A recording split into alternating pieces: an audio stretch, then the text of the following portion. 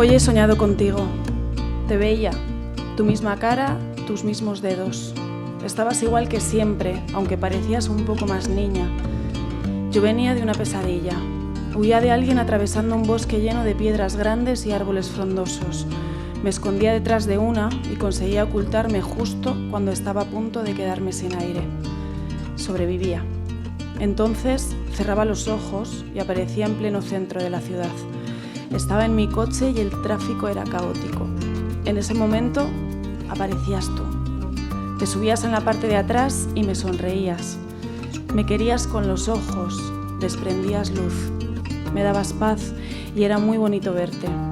No me dabas miedo, no. Estabas limpia. Yo me giraba y te preguntaba por qué me habías hecho todo esto. Tú me mirabas y me pedías perdón. Me decías que me querías y que habías pensado que podíamos volver a empezar de nuevo las dos, como los árboles. Yo me giraba y arrancaba el coche mientras te miraba por el retrovisor. Un rayo de luz partía tu cara. Ya no me mirabas, solo respirabas, como los árboles.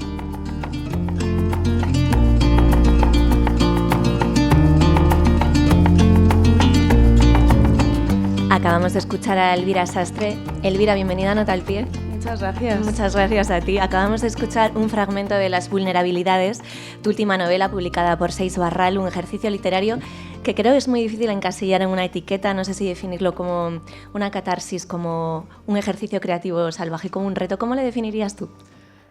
Pues depende desde el punto de vista. Bueno, buenas tardes, noches a todos y muchas gracias por la invitación, que me hace muy feliz, y por las palabras que habéis dicho antes también. Para mí ha sido... creo que pensaba que iba a ser una cosa cuando empecé a escribirlo. Era como darle sentido a algo que me había pasado y que por lo menos yo me parecía que no lo tenía, y como que de pronto en mi cabeza surgió esta idea de convertirlo en un libro para darle un sentido. Pero cuando lo acabé me di cuenta de que eso no había funcionado y que en cambio pues lo que había descubierto era otra cosa más un poco enfocada en mi capacidad de ahondar en según qué cosas de mí misma y también como escritora, ¿no? Fue un reto y bueno, sobreviví a duras penas, pero lo conseguí. Hoy no estoy sola. Nos acompaña un público estupendo, suscriptores del podcast, que podéis haceros notar cuando queráis, podéis aplaudir, interactuar. Estamos grabando este podcast en directo y también me acompaña, como siempre, en las grabaciones en directo, un lector voraz, Mateo Rodríguez Brown, director de producto de Open Bank. Hola, Mateo. Hola, Lucía. Pues nada, bienvenidos a todos a Nota al Pie, el club de lectura de Open Bank by Vanity Fair. Nota al Pie, el club de lectura de Open Bank by Vanity Fair con Lucía Taboada. Las vulnerabilidades cuenta la historia de la narradora, también llamada Elvira, su historia a partir de un mensaje que recibe de otra mujer llamada Sara, una víctima de abusos y de maltrato. Elvira no duda en ofrecerle su ayuda y le abre las puertas de su intimidad, pero poco a poco se convierte en una relación de dependencia casi asfixiante.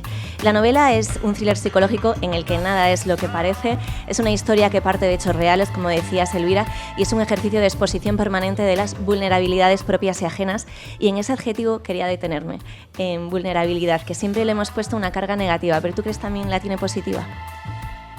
Yo creo que va un poco, mi psicóloga me decía, va un poco a contracorriente de la tendencia que hay ahora, ¿no? Que es, ya no sé si tanto ocultar lo triste que puedes llegar a estar, como también no reconocerlo siquiera, ¿no? Una consigo misma, ya no es lo que cuentes, sino lo que te cuentas a ti misma. Entonces, me da la sensación, y también por la experiencia escribiendo este libro, que es algo que no nos enseñan. Yo es verdad que estoy como muy acostumbrada, al final también por la poesía, gestionar mis emociones a través de la escritura, y sobre todo momentos pues, que pueden ser más tristes o más de rabia. Entonces siempre la literatura me ha servido para eso, pero este libro es otra cosa. Este libro es hacer un viaje a las profundidades sin saber un poco lo que te vas a encontrar y luego ser capaz también de salir de ahí, ¿no? Que también es algo que cuando estás escribiendo algo así tan profundo, que te toca tanto a ti como autora, es complicado. Entonces, lo que aprendí es que al final, cuando una reconoce lo que le hace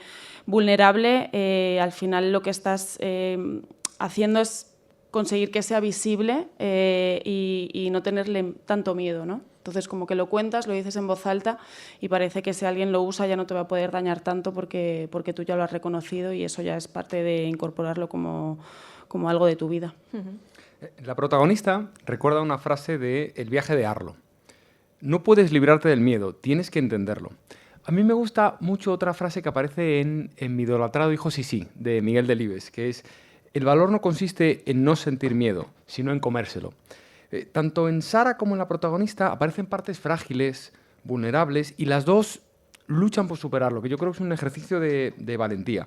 De hecho, la protagonista asegura que el libro está escrito para que la vulnerabilidad es la luz que ilumina la grieta. Entonces, ¿tú crees que existe un pudor por aceptar y mostrar estas vulnerabilidades al resto del mundo? ¿Nuestro ego nos impide reconocerlo? Yo creo que, no sé si nuestro ego, es nuestra educación un poco, ¿no? Es complicado, hay mucha falta de recursos en muchos niveles, evidentemente el acceso a una consulta de una psicóloga, de un psicólogo, es algo que es de privilegiados, entonces ya mucha gente no tiene ese acceso a eso y ya no puede aprender a gestionar sus emociones de una manera profesional. Entonces la gente encuentra a veces en el arte, en los libros, en la escritura, en la música, en el rap, en la pintura, en la escultura, una manera de desahogarse, y al final todo lo que te aprieta al final es algo que también te hace vulnerable, ¿no? Entonces tiene que salir por algún sitio, pero es complicado porque no nos han enseñado, y por eso estamos todos así un poco perdidos en el mundo sin saber muy bien cómo gestionar nuestras debilidades. Claramente. Pues este es un libro muy valiente, porque esta madurez literaria que demuestra, porque la protagonista se está abriendo a Sara, pero a la vez se abre a los lectores. Bueno, antes has comentado que lo usas como gestión de emociones, ¿verdad? Como salir, que lo he apuntado aquí, un viaje a la profundidad y salir de ahí, que me parece muy, muy bonito, ¿no? Incluso Sara, hay un momento que pregunta a la protagonista cómo gestiona la presión al compartir algo tan íntimo, si se siente frágil con esa exposición al público. ¿Qué te motivó, Elvira, a escribir sobre una historia real que habías vivido en tu propia carne? Pues me lo pensé mucho. Al final esta es una historia, no deja de ser una historia de ficción, porque es una novela al final, y las novelas poco o nada se parecen a la vida, aunque tengan muchas cosas de ella, pero que tienen muchas cosas reales también. Entonces sí que sentí... Es curioso porque creo que en mis poemas cuento muchísimas más cosas de mi vida que son 100% verídicas y nunca me ha dado pudor, y con esta novela sí, porque no he querido tampoco poner como la historia de... Estoy como muy, muy harta de la perfección y de cómo hay que hacer las cosas bien y de intentar eso siempre, porque creo que el ser humano no es perfecto y que somos un mar de contradicciones, y me interesa mucho como esa parte oscura también, pero en los demás y en mí misma. Entonces este libro ha sido también un poco eso, y no dejo de haber hecho como un descenso a esas profundidades y de reconocer partes que no son tan cómodas, y creo que haya estado un poco la dificultad. Sí que se pasaba por mi cabeza el hecho de que se entendiera, no deja de ser una historia también que habla de temas que son muy difíciles, del maltrato, de la violencia machista, de muchas cosas, de mucha psicología, y yo no soy psicóloga. Entonces esas cosas sí me daban más pudor. Me preocupé en su día porque se entendiera bien el mensaje, pero bueno, con ayuda de mi círculo, de mi editor, de saber bien cómo atinar con este tema y que no se desvirtuara la historia, por el feedback que he recibido, creo que salimos de eso bien. Muy bien. Como acabas de decir, todo en Sara parece una herida cansada porque es una víctima de violencia de género, y como víctima, como cualquier víctima de violencia de género, sufre muchísima soledad, porque solemos dejar como sociedad la responsabilidad de las víctimas, de ellas avanzar, de superarlo, sigue adelante, continúa con tu vida, también del círculo cercano. Esto es bastante brutal, ¿no? Sí, es una realidad, y es que lo seguimos viendo. Esto es que cada vez que salen las noticias, que tristemente es todos los días un caso de violencia machista, yo lo entiendo, y no soy experta, pero a mí me chirría mucho que la primera frase prácticamente que se dice es que no había denunciado, por ejemplo. Sí. Entonces ya estás poniendo, no la culpabilidad, pero por lo menos la responsabilidad en esa víctima. Y es como, no, si no había... Entonces es como, nos lavamos las manos porque ella no había... Y es como... Todavía no entendemos que hay un componente emocional y de dependencia, y algo que nadie se puede llegar a imaginar que te puede hacer que no denuncies, y que el Estado, la gente, la sociedad, no sé quién, la policía, no sé quién, no se puede cruzar los brazos ante eso, ¿no? Porque es muy grave. Entonces siempre el mensaje es ese. Yo siempre he defendido también que a mí me falta un teléfono que sea para los maltratadores, porque al final es un momento de rabia y de enfado, entiendo yo, que les da, y a lo mejor piensa que 1 de cada 200 coge el teléfono antes de pegar a su mujer y llama a ese teléfono, porque, yo qué sé, está cegado por la rabia, no puede, entonces llama a ese teléfono y un caso se evita. Pero el teléfono es para ella solamente, y a mí me falta que exista eso, porque sería negar una realidad que está ahí y que esa gente existe y está ahí. Entonces me faltan muchas cosas, me falta un cambio en el mensaje, y me falta también, que eso hablo mucho en el libro, como la sensación de que parece que, bueno, que si con suerte la mujer sobrevive y el agresor termina en la cárcel, ya está.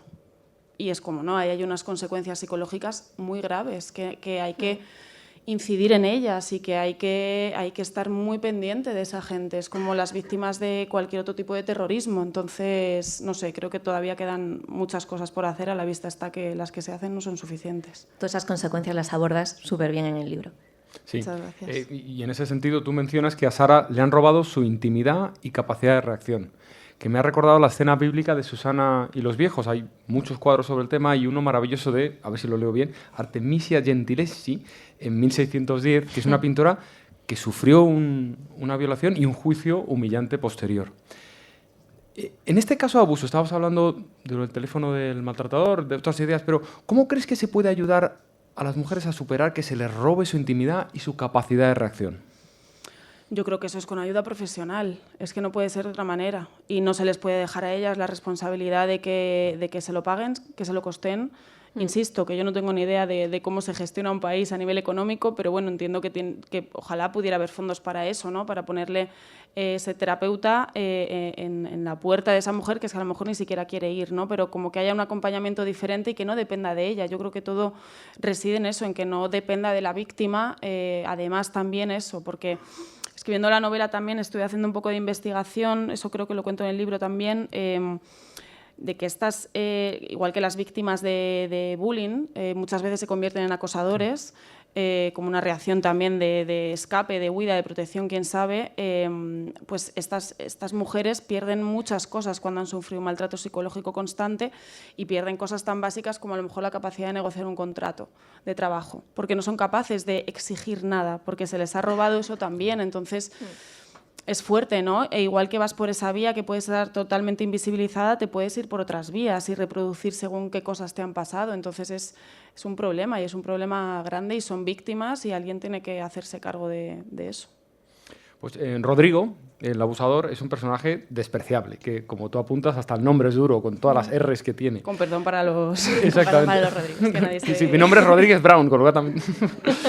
Pues mencionas en la novela que antes pensaba que la maldad únicamente formaba parte de ciertas personas.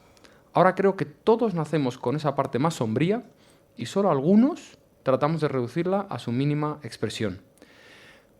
¿Cuál crees que es el proceso de conversión al mal en una persona? ¿Y cómo es es posible una reconversión? ¿Cómo es ese proceso de conversión y de reconversión? Yo te diría que, dejando aparte la gente que tiene patologías, yo creo que es cuestión de educación. Es la educación, para bien o para mal, es lo que nos marca a todos como individuos. La educación en casa, la educación fuera de casa, y también un poco a lo que estás expuesto, ¿no? Es como todo este tema de los discursos de odio, si los estás oyendo prácticamente todos los días porque hay según qué medios o según qué lugares que los amplifican, eso también se te está colando en la cabeza, ¿no? Entonces yo creo que es una mezcla de la educación que recibimos y todos los demás componentes a los que estamos expuestos de manera involuntaria. ¿Te imaginas la ansiedad de Sara como, y leo textualmente, una mano monstruosa que sale de su estómago, atraviesa el esófago y le bloquea la boca? Que a mí me ha recordado la tortura mitológica de Tántalo, que le atan a un árbol con el agua hasta la barbilla, y cada vez que intenta beber o llegar al fruto se le escapa. ¿Es la comida un símbolo primario de protección que las víctimas, pues como Sara, pueden rechazar, y que puede derivar incluso hasta casos como la bulimia? No sé si estoy capacitada para responder algo como tan generalizado. Te diría que en el caso del libro es un componente importante, porque viene también derivado de un machaque psicológico en cuanto a su físico, ¿no? Y también como una herramienta de castigo. Entonces es como algo que bueno, a priori parece como medio evidente que pueda suceder. Al final, cuando la persona que quieres y te hace ese tipo de cosas, te daña, pues terminas dañándote tú. Es que no hay otra, ¿no? Porque es un poco como la salida, o esa es la sensación que tengo. Es igual que todo el tema de las autolesiones. Si tú te haces daño físicamente es porque quieres huir de un dolor más grande que estás sintiendo, que a lo mejor es emocional, y por eso te arrancas la piel de un dedo para intentar silenciar un dolor con el otro. Por eso decidiste incluir la bulimia y la autolesión dentro del libro. Sí, me parecían temas muy complejos, pero muy determinantes también en la personalidad del personaje. De Sara. Sí. Tanto Sara como, pero sobre todo Elvira, creo yo, son dos personas muy autoexigentes, que también es otra característica de nuestro tiempo, sí. Mala característica. Escribes que la autoexigencia, cuando se mezcla con el narcisismo y con una educación basada en la responsabilidad, es un cóctel criminal. Estoy bastante de acuerdo con esto. Sí, ¿no? Creo que nos toca varias. ¿Por qué crees que somos tan autoexigentes? Yo creo que es lo que tú has dicho, que es un gran mal. Yo no sé si es algo generacional. Igual sí, ¿no? Un poquito. Sí, yo tengo la sensación también, yo nací en el 92 y tengo la sensación de que fuimos una generación como muy... No sé si protegida, pero sí estábamos como una bolita de cristal y nos dijeron mucho, hablo en términos generales, lo importantes que íbamos a ser, y las carreras y la universidad, y si trabajábamos pues todo lo que íbamos a conseguir en la vida, y de repente, yo por lo menos en mi experiencia, llegamos a la universidad, una crisis brutal, y de repente ves, yo en mi caso tuve suerte, pero bueno, vi a muchos compañeros dejar la universidad o empezar con trabajos muy precarios, y de repente todo el panorama cambia, y el que hay ahora, pues los de la década de los 30 es que estamos, yo lo veo en mis amigas, ¿no? Pues como con una sensación de estar muy perdidos, como en un limbo, ¿no? Como que sí. Nos hemos quedado ahí en un sitio que no... Entonces eso te lleva a despertar de una manera muy brusca y a exigirte el doble, porque crees, que es lo que te dijeron en su día, que depende de ti todo. Y no todo depende de ti, hay una serie de circunstancias que no las puedes evitar, pero es muy difícil decirle eso al cerebro y que se lo crea, claro. Sí, esto de la cultura del esfuerzo, ¿no? Que si sí. Lo intentas lo vas a conseguir. Claro, bueno, y era mentira. Y era un poco mentirita, sí. Bueno, este es un libro sobre los abusos, pero sobre todo yo diría que es un libro sobre los cuidados. Sobre... Bueno, es un acto que normalmente ejercen las mujeres, que son las máquinas de cuidar. Sara desea que la cuiden y Elvira es el mismo animal, pero escribes que el cuidado al otro implica siempre un abandono porque se cuida desde la renuncia. Hay en este gesto una épica mal narrada, dices, porque ¿cuánto nos descuidamos mientras cuidamos? Sí, yo creo que está muy romantizado y también como que se da mucho por hecho, y reflexionando sobre esto, yo no sé si es un poco también como por esa educación que nuestra generación ha recibido muy católica de la bondad y la maldad, ¿no? De hecho, esta es una novela muy de grises, que a mí es un poco lo que me interesa, porque todo lo demás no me lo creo ya.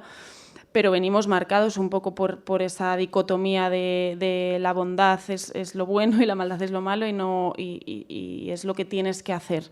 Entonces es verdad que hay momentos en la vida en los que te ves que no tienes otra y que tienes que cuidar de alguien que depende de ti, y lo haces, pero no se puede romantizar. Es una putada y es una realidad y no pasa nada, pero es tener una...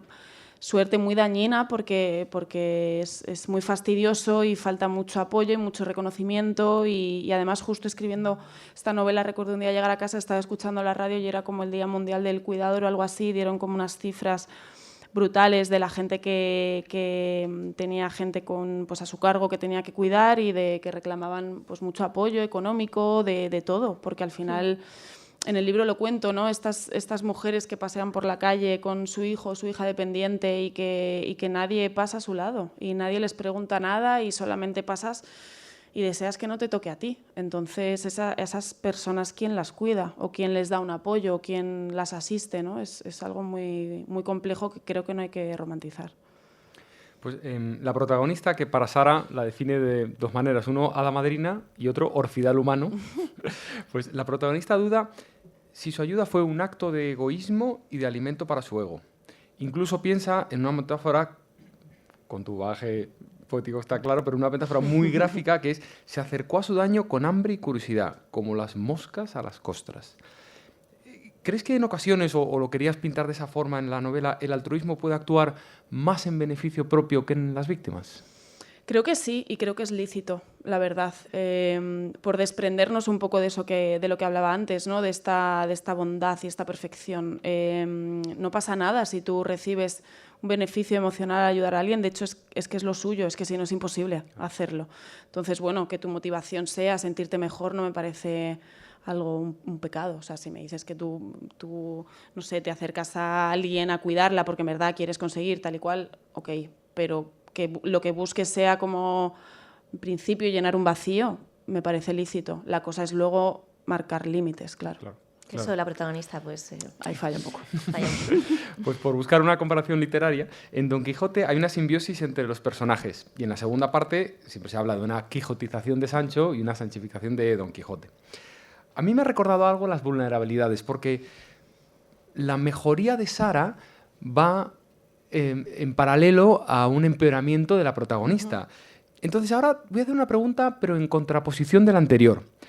¿Crees que en ocasiones la ayuda puede perjudicar a las personas que la ofrecen? Esa frase que se dice comúnmente de doy la mano y te la cortan, te la comen, ¿no? ¿Cómo lo ves?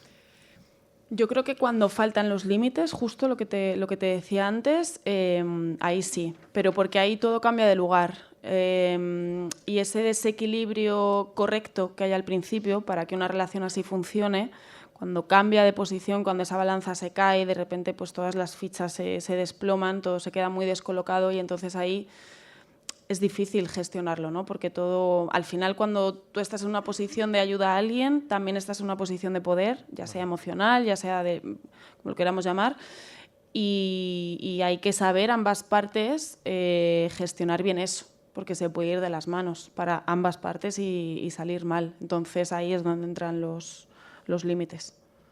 Elvira ayuda mucho a Sara, pero también le aconseja que vaya a un psicólogo porque necesita ayuda profesional, que es un consejo buenísimo, evidentemente, pero un psicólogo pues son 70 euros la sesión. Que jóvenes como Sara, sin sostén familiar, se pueden permitir un psicólogo. ¿Cuántos crees tú que acaban recurriendo pues eso, a la terapia de un amigo, de un desconocido, para paliar esa falta de ayuda profesional? Pues no sé, te podría decir, por inventarme, un 80% de la población, no sé, por no decir un 99%, no lo sé, es que son cifras inabarcables y más ahora, ¿no? Con la vida, porque ya no solamente el psicólogo, es todo lo demás, es la vida, es la vivienda, es los trabajos tan precarios, los sueldos, la compra, es que es todo. Entonces, en tu lista de prioridades, pues siempre va a ir antes poder pagarte el alquiler y poder pagarte la comida, que es lo que necesitas para existir. ¿Y a quién le queda después de esos 70 euros para un psicólogo semanalmente? Sí, pues a gente privilegiada, evidentemente. Entonces, claro, es un consejo que me hace gracia porque, de nuevo, como lanzarlo así de una manera general, de nuevo pone otra vez el foco en la víctima o en la persona que lo necesita y entonces otra vez la responsabilidad está en esa persona y es como, no, estás mal, ve al psicólogo. Y es como, me hace peor todavía darme cuenta de que no puedo siquiera pagarme una terapia, entonces eso todavía me hace estar peor. Y es como, no tiene que ir ahí el dedo tiene que ir a otro sitio, a quien lo controla y que puede hacer una sanidad mental, no sé cómo lo podríamos llamar, una salud psicológica accesible para todo el mundo. Sara tiene una voz infantil y tiene múltiples preguntas que son repetidas, que la protagonista, con bastante paciencia, va contestando. A mí me ha recordado al Tambor de Jalata, de Günter Grass, donde Óscar se niega a crecer desde que tiene 3 años y usa ese tambor para comunicarse. Aunque bueno, también yo creo que lo has intentado poner así, pero creo que también las víctimas de abuso pueden rechazar ese mundo adulto y sufrir una regresión infantil.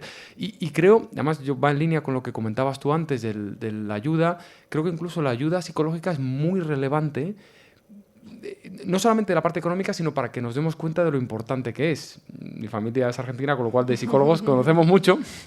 Y mi madre es psicóloga, así que más todavía. Pero es algo como, no sé si evangelización o de enseñar o de dar la relevancia que tiene, y porque si no te vas acostumbrando a los cambios y te parece normal esa regresión infantil, igual que la protagonista, pues aguanta la voz infantil de Sara y como lo tiene. Yo creo que hemos conseguido cortar un poco con esto ahora. Aquí en España hace relativamente poco que todo el mundo empezó a hablar sobre ello. Pero de nuevo es una cuestión generacional. O sea, yo de la generación de mis padres es muy difícil. Es muy, no, si no me pasa nada. Es como, no, yo lo hablo en casa con mi marido y es como, no, mi vida, es que no, es que no es así. Entonces, bueno, pues yo creo que también está surgiendo ahora, porque lo veo también en mis círculos como un empeño de, por lo menos en los casos que yo conozco de las hijas, de intentar como enseñar a las madres cosas que nosotras estamos aprendiendo ahora, e intentar que ellas están a tiempo todavía de incorporarlas en sus vidas, que bueno, a veces es un poco frustrante también de decir, sí, madre mía, pero que luego te sientes bien, ¿no? Como si estuvieras también devolviendo algo de lo que ya te han dado. Muy bien. Sí, estoy de acuerdo, ¿eh? En sí. mi círculo también pasa. Sí, ¿no? Sí, mucho. Es verdad que ha cambiado. Una pelea. En la novela también se menciona la huida como algo profundamente humano. Y es verdad que en las novelas se suele relacionar con el abandono con la culpabilidad, ¿verdad? Con la culpabilidad, tanto por hacer como por no hacer. Porque el núcleo de la ficción es el conflicto, con lo cual si huyes del conflicto, huyes de esa ficción, ¿no? ¿Crees que hay que reivindicar la huida como un acto noble? Yo creo que sí, y además te diré por qué. Lo veo en mis perros. ¿En tus perros? Sí, y todo lo que veo en un perro me parece algo noble. Entonces, que también entran en conflictos, por supuesto. pero es verdad que a veces frente al miedo reaccionan, pues pienso en Viento, por ejemplo, mi perro Viento reacciona con ladridos o se esconde detrás de mí, irse corriendo no se va, pero bueno, lo que le falta, si yo me fuera él se iría corriendo también. Entonces me parece una manera, pues a lo mejor animal, que nosotros hemos perdido, ¿no? Muy bien. Volviendo a Sara, las relaciones que tiene ella con su familia no son nada fáciles, nada. Kafka se peleaba mucho con su padre y en la Metamorfosis aparece en esa escena tan terrible cuando él sale ya transformado y su padre le tira una manzana que se queda incrustada en el caparazón. Me recuerda casi a una escena bíblica de la manzana del pecado original. ¿Piensas que a veces los familiares más cercanos se ven sobrepasados en estas situaciones y que pueden incluso, no solamente no ayudando, pero incluso pueden terminar haciendo daño a las víctimas? Sí, yo creo que sí. Y en el caso de Sara es más que evidente, ¿no? Sin destripar mucho, pero no es que no ayude, es que empeora las cosas. No creo tampoco que ayude mucho basarnos siempre en la justificación de la edad, de la cultura, de la educación, porque sí, todos podemos cambiar, ellos también. Y eso es como infantilizarlos también un poco y eso no creo que aporte nada. Pero bueno, creo que cuando cumples también determinada edad ayuda, cuando no son conflictos tan grandes, evidentemente, y cuando no eres una persona menor de edad que necesites de tus padres, ayuda a verles mucho para vivir un poco más en paz con estos conflictos que hablábamos antes, a verles como personas, ¿no? También creo que vivimos como una sociedad que estamos muy vinculados a la familia. Esto en Estados Unidos no pasa, por ejemplo, porque los chavales se van súper jóvenes y ves a tu familia en Navidad y ya está. Y nosotros no, tenemos 60 años y seguimos, si nuestra madre está viva, seguimos con ella pegada. O sea, es que entonces, nuestra sociedad es así, es muy de familia, muy de raíz, y eso hace que de repente un día no te des cuenta, los papeles han cambiado, eres madre de tu madre y dices, ¿esto cómo ha pasado y dónde está mi mamá? Entonces, claro, genera mucho conflicto, obvio, pero bueno, yo creo que ayuda mucho cuando vas creciendo a verles como personas, igual que lo somos nosotros, con nuestros fallos, nuestras cosas, y ser un poco más permisivos y dejar de esperar las cosas que esperábamos cuando éramos más pequeños. Pero esto, por ejemplo, de cuando alguien te reclama mucha ayuda, que estés ahí todo el rato incondicionalmente, puede ser un amigo, puede ser un familiar, y tú de pronto te ves sobrepasada y desapareces, te haces a un lado. Se puede interpretar como un acto de egoísmo, pero también crees que hay algo de autocuidado ahí. Sí, yo creo que justo en la novela se habla de eso con el capítulo de Laia, de la hermana, sí. Y de todo lo que ella hace, y es como esa confusión, ¿no? Es abandonar a alguien que te necesita está bien o está mal. Es como muy fácil decir que está mal, pero Pero no nos están diciendo todo el rato que nos tenemos que poner por delante y que tenemos que cuidarnos y que tenemos que protegernos a nosotros mismos y el autocuidado y el amor propio y todas estas cosas, que entonces era una mentira, no era una mentira, es verdad que tengo que hacer en una situación que me está superando, pero tengo a alguien que me necesita pidiéndome ayuda, es como te vuelves loca, ¿no? Entonces al final yo creo que se trata un poco de escucharse, de esos límites de nuevo y de saber hasta dónde puedes llegar y de que las cosas, o sea, tú te puedes ir dando un portazo o te puedes ir diciendo me voy, hasta luego y cierras la puerta con cuidado. Hay muchas maneras de irse de la vida de la gente y lo puedes hacer también con amor. Me gusta mucho cómo describes la amistad también en el libro. Dices que es usar otras manos cuando las tuyas no son capaces de agarrar nada, servirte de movimiento de otras piernas cuando los caminos desaparecen, escribir con palabras de otros todo lo que no eres capaz de expresar, recibir su amor y rellenar con él, poco a poco, todos los huequitos vacíos de tu cuerpo y hacerlo con la seguridad absoluta del triunfo. Es precioso esto. Bueno, es un poco así, ¿no? Yo por lo menos me siento así con mis amigas. Además, yo por mucho que me dedique a escribir, hablar se me da bastante peor y convertir mis dolencias en palabra y hablar me cuesta más. Entonces siento muchas veces esas cosas, ¿no? Que me ponen la palabra en la boca antes de que yo lo diga y que crean ese espacio seguro para poder soltar cualquier cosa y también cosas oscuras y sentir que no te van a juzgar. Entonces eso es muy bonito. Una suerte también, un privilegio. Pues muy bien. Totalmente. Pues hablando de estilo, el libro está impregnado de tu bagaje literario y de tu experiencia como poeta, porque es verdad que hay mucha poesía en esa prosa. Hay una frase que me ha gustado muchísimo, que es «Ansío la sombra porque estoy enamorada de la luz», que me ha recordado al poema de Canción para franquear la sombra, de José Ángel Valente. ¿Qué influencia tiene tu experiencia poética en la confección de la novela? Yo creo que la poesía es mi lenguaje y es como forma parte de mi manera de ver el mundo. Creo que casi siempre está atravesado por esa sensibilidad más poética, entonces estoy como muy acostumbrada a esa manera de expresarme, a ese lenguaje, a esas palabras y creo que veo el mundo un poco como si fuera ese filtro. Entonces es verdad que cuando me planto ante la narrativa, siempre en las 2 novelas que he escrito, siempre he tenido como un primer intento de huir de eso y de no dejar que entre en la novela y pensar, no, estás haciendo narrativa, no sé qué, no sé cuál.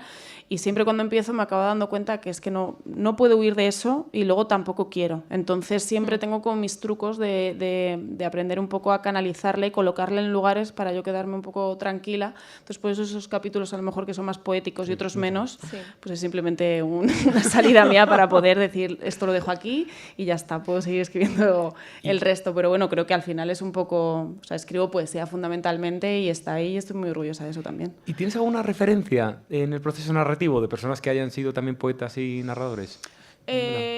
Bueno, conozco y además mis libros siempre pasan por Benjamín Prado, todos, todos los de poesía, la novela siempre, lleva sus correcciones también, pero en este caso, en este libro, más que fijarme en poetas, escritoras, me he fijado mucho en mujeres escritoras, porque me parecía un libro que, como tiene una parte también como de autoficción, estaba como esa parte de qué reto, ¿no? Y qué difícil es esto. Entonces, lo que leí durante todo el proceso de esta novela, que fueron como 2-3 años, fueron muchas mujeres que escriben muchas autoficción, como Annie Ernaux, Joan Didion, Vivian Gornick. Entonces me empapé de ellas, además mujeres mayor que yo, estaba como muy obsesionada con ese tipo de autora y esas historias me volaron la cabeza. Entonces leía, pues no lo sé, como el acontecimiento de Annie Ernaux, que habla de algo tan duro como su aborto y cómo lo contaba, y yo leía ese libro, o Joan Didion hablando de la muerte de su hija,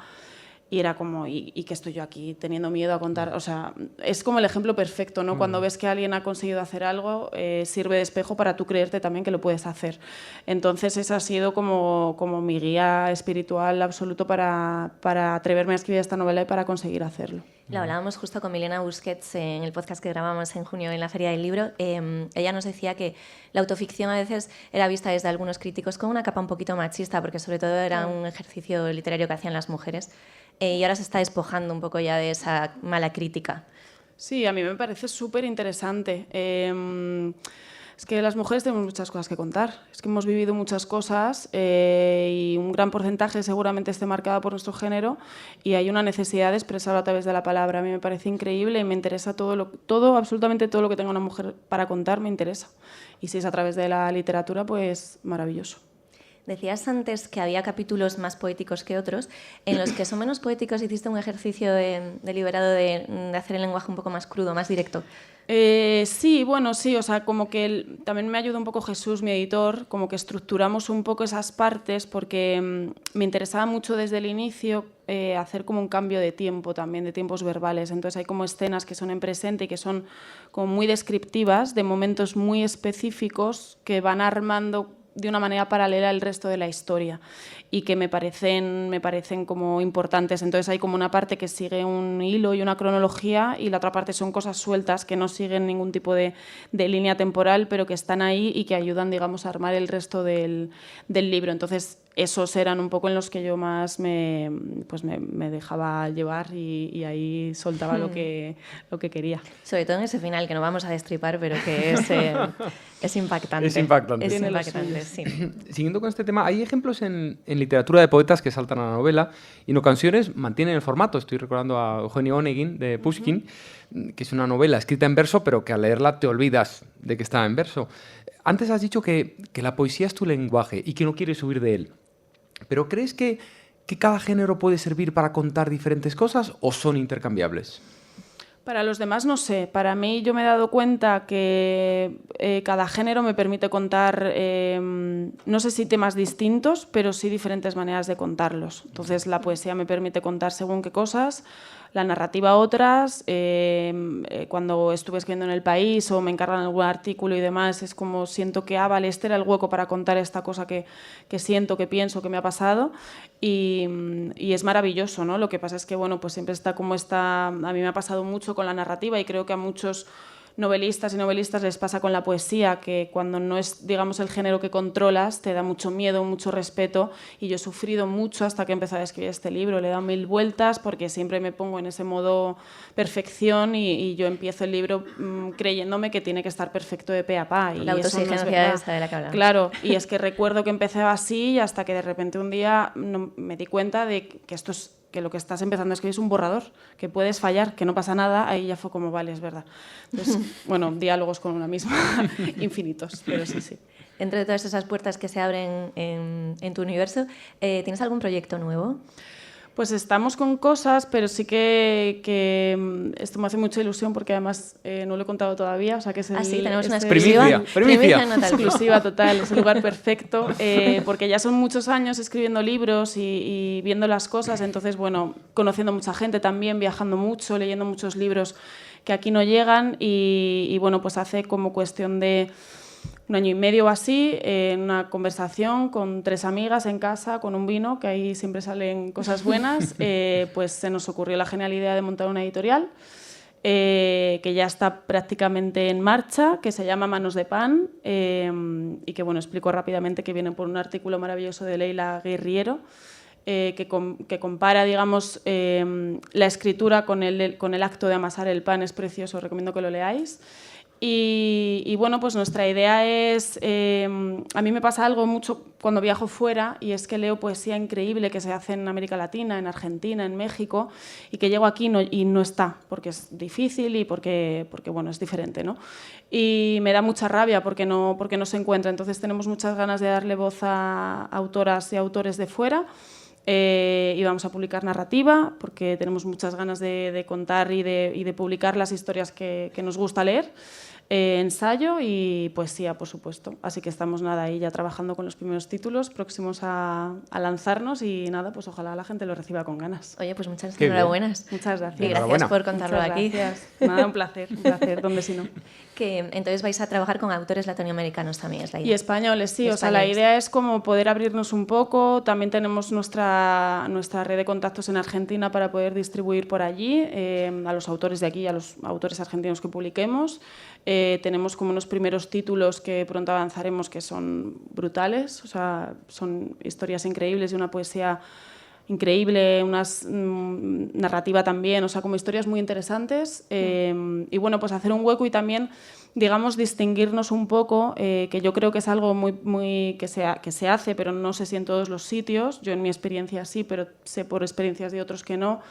Hacer un acompañamiento muy exhaustivo con el autor, porque yo es algo que creo que a veces falta, que creo que esto es algo también muy propio de las editoriales pequeñas, independientes, y es como hacer esa compañía, hacer que el autor se sienta y la autora acompañada, intentar también encontrar como oportunidades nuevas, o sea, movernos también para conseguir oportunidades para esa persona, ya sea festivales, ya sea lecturas, presentaciones, pero no publicar el libro y olvidarles y ya está, sino estar a su lado, porque creo que es necesario, que es un oficio muy solitario. Pues deseando leeros. Enhorabuena de nuevo. Elvira, en esta nueva temporada de Nota al Pie que hemos empezado, estoy terminando los podcasts preguntando por cuál es el mejor libro que te han regalado nunca. Wow. Soy Géminis. O sea, me cuesta muchísimo decidir cualquier cosa, como para decidir eso. Que me han regalado. Vale, ¿y valdría decir uno que me he regalado yo a mí misma? Por supuesto. Amén. Vale. Es que hay un libro muy importante que además creo es el único que no presto, porque yo los presto todo y luego nunca vuelven, entonces me los tengo que volver a comprar, bueno, en fin, un circo. Pero ese nunca lo presto. O sea, si estás en casa lo puedes leer, pero luego lo dejas. Y ese me lo compré cuando llegué a Madrid y recuerdo que estaba muy triste. Era un día que estaba muy triste.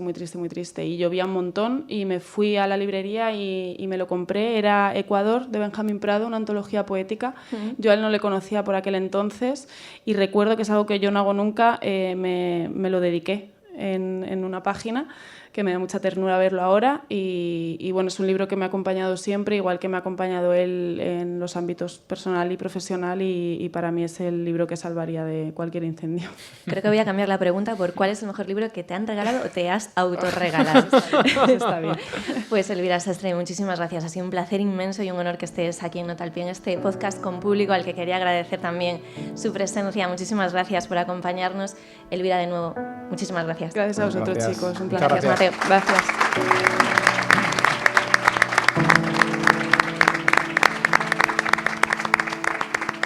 Y a vosotros que nos escucháis al otro lado de las ondas, muchas gracias por escucharnos un podcast más. Hasta aquí Nota al Pie, el Club de Lectura de Open Bank by Vanity Fair.